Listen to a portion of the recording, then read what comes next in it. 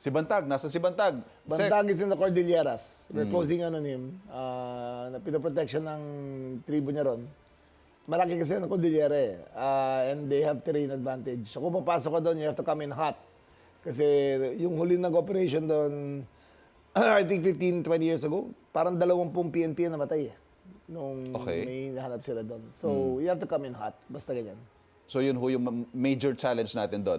Kasi kung aatake tayo, posibleng magkaroon ng maraming casualties. Ganun ba? Madaming. Scenario? Hindi lang konti madami. Ipaglalaban na rin nila yan eh. Okay. Si Bantag kasi ang dami rin pera nakuha sa BGNP niyan eh.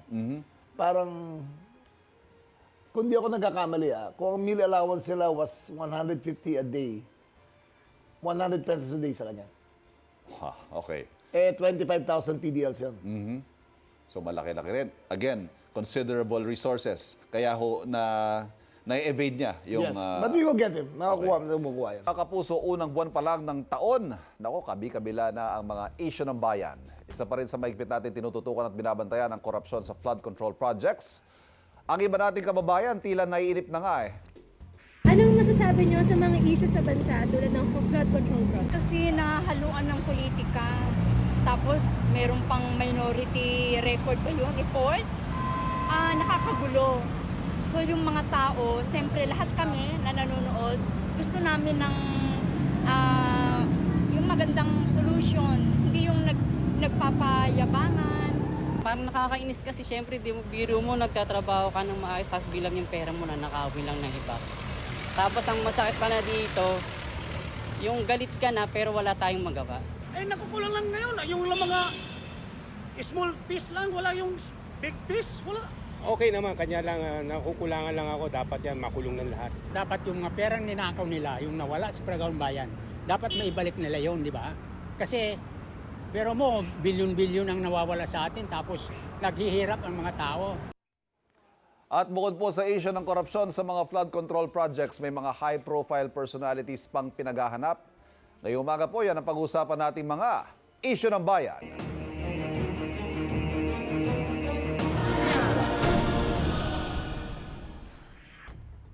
At ngayong umaga, makakasama po natin live, DILG Secretary John Vic Remulla. Secretary, good morning. Welcome. Good morning, Ivan. Good morning. Good morning sa lahat. Sec, diretsuhin ko na. Nakita na yung mga kababayan natin nagagalit. Yung nagnakaw daw, dapat isole. Yung mga nagnakaw, dapat parusahan. Ang problema, Sec, sa isang exclusive report na pag-alaman po natin na si Zaldico filed a petition with the Supreme Court at pinanumpaan niya ito in person in Sweden, January 15. What do we know about this? All this time, ang alam ho natin, ang sinasabi natin, nasa Lisbon, Portugal. Yes. Ano nangyari, Sec? Ang EU kasi, ano na yan borderless. Okay. So, hindi mo kailangan ng passport para umikot. So, kung nakarating man siya sa Sweden, hindi ko nakikita kasi lahat yun eh. Kung verified yung apostille niya, sigurado yan by land, lumakbay siya papuntang Stockholm. Which is probably a 2-day drive kung pupunta siya ron. O a day and a half by train. Or yes, yung mga trend, madaling maglipat-lipat ng bansa within Europe. Pero Sec, monitor nyo ba to? Hindi. Nagulat nga ako eh. Kasi naman yung lugar nila, gated community, madali tumakas rin doon eh. Kung tatago ka sa kotse.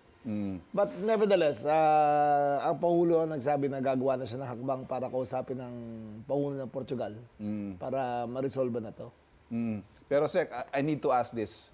Sinabon nyo na ho ba yung mga Intel operatives ninyo? Kasi bakit di natin nalaman to? What does this say about our Intel? Hindi natin masasisisi yan. Kukunti lang sila eh. Diba? Kukunti lang yan. Hindi mo man pwedeng i-task ng Herculean job. Buti kung buong team. Okay. Diba? Kukunti lang sila. But it only says na si Zaldico, napakaraming pera talaga. Yung passport niya, yung kakayan niya, yung pera niya nasa crypto. Dumating doon sa nasa Portugal, in crypto ang pera niya. So sa ganang klaseng pera, marami kang paraan magagawa. So ngayon, Sec, as we speak, alam daw natin ang whereabouts ni Zaldico. Andiyan pa rin siya sa Europe, hindi pa rin umalis doon. Pero gamit niya pa rin But which particular country, we don't know. Right now, we don't know. He should be back in Portugal already. Okay. Kasi ang may bahay lang siya sa Champs-Élysées sa France. Okay. Kung nakapunta ka na ba doon? Isang side doon, meron siyang 5-story, 20-room building.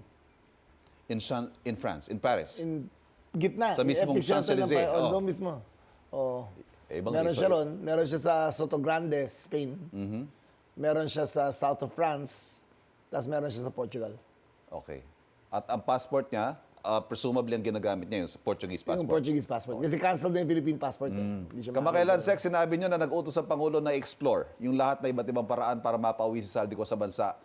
Where are we in this effort? Ano bang andun nagiging na. balakid? May options ba tayo? Diplomatic, Interpol? Anong ginagawa natin? Ang best option talaga ay mag-usap na ang mga otoridad ng yung pinakamataas na. Kung ano ang posibleng compromise para mahanap yan. As in, government to government na to? President to president, perhaps? Not necessarily Minister with DFA to DFA na. Kung ano may explore na paraan para maibalik dito sa Saldico. Pero sabi talaga ng Pangulo, at all expense, iuwi nyo yan. Hanapin nyo o iuwi nyo. Priority ho ba? Oo, Pag priority pinag-uusapan talaga niyo ng presidente to, do you sense urgency sa kanyang utos? Oo, napipikon na nga eh. Napipikon Okay. na eh. Di ba? Minsan, Tell us about that.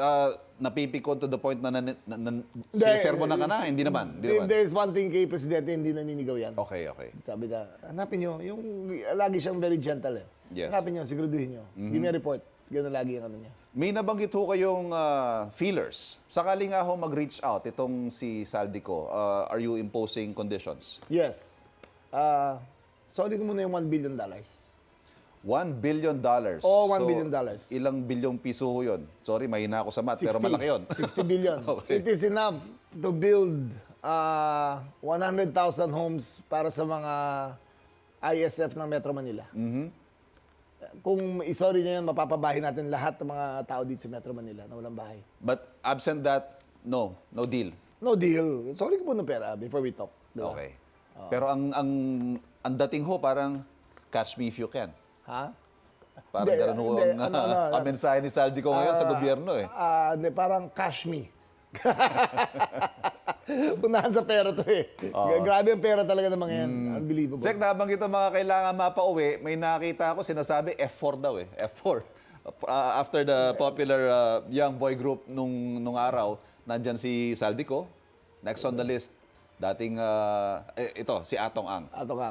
Asan ho si Atong Ang? Two possibilities. Isa sa Cambodia, isa dito sa... Tingin namin sa Pilipinas pa. Tingin namin dito pa. Oh wait, dati ho nababanggit na sa tingin ninyo nasa Cambodia, pero ngayon nasa pero Pilipinas ang latest na? news, wala, hindi siya nakikita ron eh. Nung umalis kasi lahat ng Pogo dito, lahat pumunta ng Cambodia yan. Oo. Yung Golden Triangle in Cambodia, Thailand, and Laos. Myanmar, oh yeah. Ang Laos, diba? Laos. May Golden Triangle dyan. Diyan lumipat lahat ng Pogo operators. Nag-set up siya ng meridian niya ron, yung Isabong. Okay. Tandaan niyo yung congressman na huling nanonood ng Isabong? Doon galing yan. Ito ho ba based on solid intel? Yes, based on solid intel. That's according to kay Julie Patindongan, yung kanang kamay niya, na star witness ngayon. Alam niya na nag-set up talaga ng shop sa Cambodia dati pa. Pero yung whereabouts ho niya, nabanggit nga ninyo, significant, considerable ang resources sa mga taong ito. Pwede ho siyang nakalabas ng bansa without passing through the airports or the regular ports. Meron kasi tayong porous na southern border. Dito banda sa, yung mas malapit sa Malaysia. Doon kasi magbabangka ka lang eh. Pang-boat lang, makakatawid ka na. Right. Doon nga sa isang munisipyo doon, ang currency nila, ringgit. Kaysa peso. Kasi mas ang trade nila, mas malakas sa Malaysia kaysa Pilipinas. Again, Sec, ang tanong siguro ng mga tao, Intel, bakit yata parang hindi natin masigurado kung andito ba, nasa Cambodia ba, kung nasan ba? Pinakamahirap na bahagi ng trabaho ko talaga yung penetration niya sa lahat ng hanay ng gobyerno. Sa dami ng pera niya, ang hirap maghanap ngayon ng katiwala na nautusan o bigyan ka ng solid na trabaho para mahanap siya. So we know he's getting help from people who should not be helping him. Yes, we know ganun kalalim yan. 1 billion a day for 5 years. Okay. 1 billion a day for 5 years ang kinikita niya. Si Bantag, nasa si Bantag. Sec, Bantag is in the Cordilleras. We're closing on him. Pinoprotection ng tribo niya ron. malaki kasi ang Cordillera eh. And they have terrain advantage. So kung papasok ka doon, you have to come in hot. Kasi yung huli nag-operation doon, I think 15, 20 years ago, parang 20 PNP na namatay eh. Nung Okay. may nahanap sila doon. So you have to come in hot. Basta ganyan.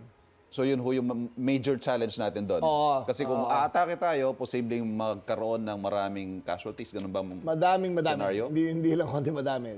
Ipaglalaban na rin nila yan eh. Okay. Si Bantag kasi ang dami rin pero nakuha sa BGNP niyan eh. Parang, kung di ako nagkakamali kung ang meal allowance nila was 150 a day, 100 pesos a day sa kanya. Ha, okay. 25,000 PDLs yun. So malaki-laki rin. Again, considerable resources. Kaya ho na-evade niya yung... Yes, but we will get him. Makukuha yan. Senator Bato, although alam natin walang warrant si Senator Bato, but Wala, do you wala. know his whereabouts? He's in Davao. Okay. Paikot-ikot doon, nakamotor. Doon na lahat ng pamilya niya. Kapitbahay kami niya sa Cavite, sa Silang. Abandoned na yung bahay niya. Totally abandoned. Isang bantay na lang yata. 6 ang bahay niya ron eh. So, sa isang subdivision, wala na tao ron. Pero nasa Davao na. Sek, kailangan kitang pasagutin dito dahil ang hirit ni dating Senador Trillanes, baka daw bawas press con, bawas interview, dagdag trabaho, dagdag hanap. What do you say to this? Well, kung tignan mo naman ang DILG ngayon, ibang-iba na siya kumpara sa dati. Sana makita niya yun.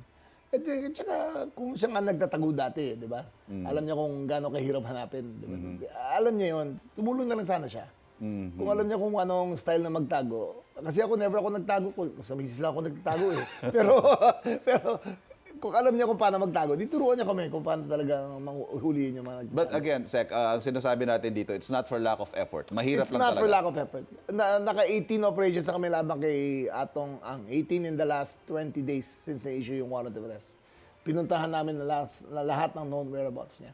Nagtatago talaga. Mahirap talaga. Ngayong may bago na ho tayong, hindi bago, pero 4-star na talaga ang ating Chief PNP. Kahapon, 11 o'clock. Should that be, enable the police to operate more efficiently, perhaps? Hindi, ganun pa rin. He's Ganun been in pa rin? charge na rin the last 3 months. Naka 110 days yata siya. Ganun pa rin. But Nartate is very good. No Okay. nonsense yan. Tsaka walang kasira-sira sa pera yan. Pero siyempre, mas matindi pressure sa kanya ngayon. Oo, matindi talaga. Kasi full 4-star na siya eh. Oo. Nasa kanya na eh. Hindi na siya acting. Okay. Full na siya. Sek, dako tayo sa Russian vlogger na si Vitaly Zadoroyevsky. Oo, ganun na sabi. Hirap Kung paano mabigkasin yan. Mahirap. Nauna nyo nung sinabi pwede siyang mapabalik sa Pilipinas kung mapapatunayang may ginawa siyang corruption sa loob. Gaya nitong sinasabi niya, binayaran daw niya yung jail guard. Pinagmamalaki niya. Money talks nga daw eh. Prioridad niyo pa ho ba na may pabalik siya o mas prioridad natin na tutukan siyempre. yung mga sinasabi niya? Siyempre sila Zaldico tsaka sila ano mo ng target natin. Pero kung nambubwisit talaga to, sasampulin ko na, di ba? Kukunin ulit natin. May habol ba tayo sa kanya? Pero kung he was part of, kung corruptor siya, di kasama siya dun sa, sa charge niya. But of course, he would have to go through, alibawa, yan, extradition, kung ano man. Exhibition lahat yan. Nasa Russia siya ngayon eh. Doon namin din nila. Pero just to clarify, wala siya sa ilalim ng DILG nung nakulong siya. Nasa Bureau of Immigration siya. So not under my control. But you're also looking at the possibility na yung mga BJMP personnel, baka may ganito ring mga racket. Oo, siyempre. Meron ko, alam mo, every month nagre-raid kami ron, nakukuha namin cellphone siguro sa cabinet. Okay. Ganyan talagang At gagawa nila mangyayari paraan yun dahil hinahayaan naman. Dahil hinahayaan. Ang nahihirapan nga ang Bureau of Immigration ngayon, wala na sila makuha ang jail guard, lahat suspended na. Okay. So sabi ko, ilipat natin yung mga detainees doon. Ilipat natin sa Payatas. Mas madali control doon talaga eh. Sek, punta na ako dito sa controversial na tanong. Nagdeklara kayo nito mga nakarangang linggo na pinag-iisipan nyo ang pagtakbo bilang Pangulo. Ay, naku. Are you close to firming up this decision, No, Secretary? not close. Let's do a good job first. Okay. Trabaho muna. But is this something that you have discussed with the President? No, not at all. Not at all. Dahil nanon si Zay, hindi namin pinag-usapan. Has this ever been floated? Kahit napag-usapan lang in passing in one of those conversations? No, never. Hindi niya, never asked me, never encouraged me, never floated the idea to me. But what are the decision points, Sec? What are you weighing at this point? If I do a good job, Okay. if I set out my objectives, nalinis ko na ang NAPOLCOM, nalinis ko na ang PNP, ang BFP, tinatrabaho ko ngayon, local government sunod. If I fulfill my mandate, baka pwede natin pag-isipan. Kasi Sec, you have Cavite. Bailiwick nyo na yan eh, di ba? More or less. And then you are DILG Secretary. Malawak ho ang saklaw ninyo. You have the local governments. You have the Philippine National Police. Do you think you can win? I don't know. That's why it's not even in my head right now, di ba?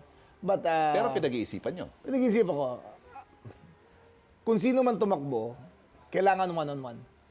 Okay. Kailangan Bakit may ganong scenario na ideal for you?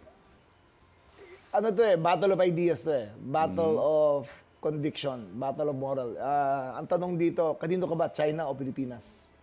Kanino ka ba, pro or anti-corruption? Okay. Kanino ka ba, nung ikaw ba'y nakaupo, anong ginawa mo para pagandahin o matanggal ang corruption kung saan ka nakaupo? Diba? Parang Nasaan ka ba? May patama ho ba ito sa Hindi, isang wala. particular na These kandidato? are Wala. wedge issues na kailangan Okay. malaman ng tao. Nasaan ka ba? Pro-China ka ba? Okay. O pro-Philippines? Diba? Nagnakaw ka ba? Hindi ka nagnakaw. Diba? Yun ang kailangan malaman ng tao. Okay. Pero I'm sure we will have more of this conversation, Secretary. Ito naman, matanong ko na rin na, Sec, as someone who has a direct line on the President, kumusta ho ang kanyang kalusugan? Kagabi, nagpakita ng video ang Malacanang that he was fine. Kayo ho, what is your sense of the He's President's fine health? Namayat ho eh. The verticalitis eh, yung intestines na doon nag-lodge, oo. nag-infection. Ano nakakatawa eh, sabi niya, pinapanaginipan niya pagkain eh. Kasi very strict diet siya eh. Yes. Oh, he lost weight but he's fine. Kahapon nagkatrabaho siya, he was signing papers.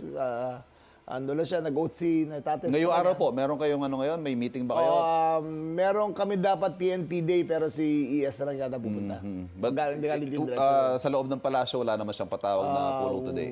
Wala. Kami lang ni ES ang magkausap buong araw. Kasi may anti-tobacco smuggling kami. Sec, as a final word, ano ho mensahe ninyo sa mga kababayan nating naiinip? Siguro naiinip. Oh, Halimbawa yan, nagigigil na. Ba't wala pa rin si Saldi ko? Ba't ganito, ganyan? Mga kababayan, ang hustisya po ay parating na. Huwag ho kayong matakot. Huwag ho kayong mag-isipan ng iba. Si Ombudsman po ay nangako na pag final niya ang kaso, ibig sabihin makukonvict yan. Hindi katulad dati na panahon ng police sa file ng file. Ito, pag i-file niya, sigurado na. Kaya lahat ng pagsusuri ng kaso ginagawa niya bago niya isabit sa Sandigan Bayan. DILG Secretary John Vic Remulla, maraming salamat, Secretary. Salamat, Evan. Sa pagpapaunlak, mga kapuso, kasali po kayo sa talakayan. Patuloy nating tututukan ang mga isyu ng bayan. Wait! Wait, wait, wait! Wait lang! Huwag mo muna i-close. Mag-subscribe ka na muna sa GMA Public Affairs YouTube channel para lagi kang una sa mga latest kwento at balita. I-follow mo na rin ang official social media pages ng Unang Hirit. Thank you. O sige na,